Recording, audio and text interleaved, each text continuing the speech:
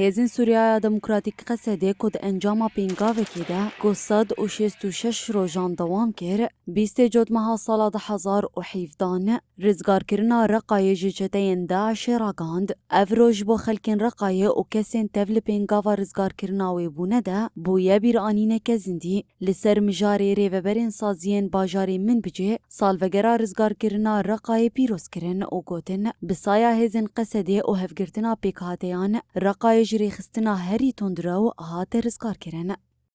طبعا نبارك لأهلنا ولشعبنا في مناطق شمال شرق سوريا.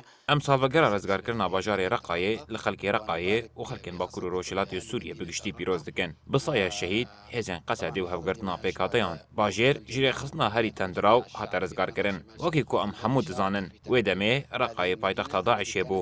Lê bi rizgarkirina bajêr çeteyên Daişê tunebûn. أو الفكرية لتنظيم داعش. طبعا بتحرير المدينة انكسر ظهر التنظيم.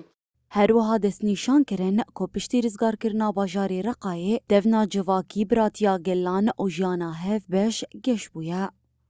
طبعا النسيج الاجتماعي كان مترابط ومتعاون. پشتی rizgarkirina bajarê Reqayê tevna civakî, biratiya gelan û jiyana hevbeş geş bû. Niha Reqa bajarekî herî bi ewleye û xelkên wê bi kêf û xweşî jiyan dikin. Beriya rizgarkirinê jiyana xelkên Reqayê pir zehmet bû. Lê niha di nava ewlehiyê de dijîn. الحرب اللي كانت موجودة ما كان في هذا الأمان والأمن الموجود حاليا.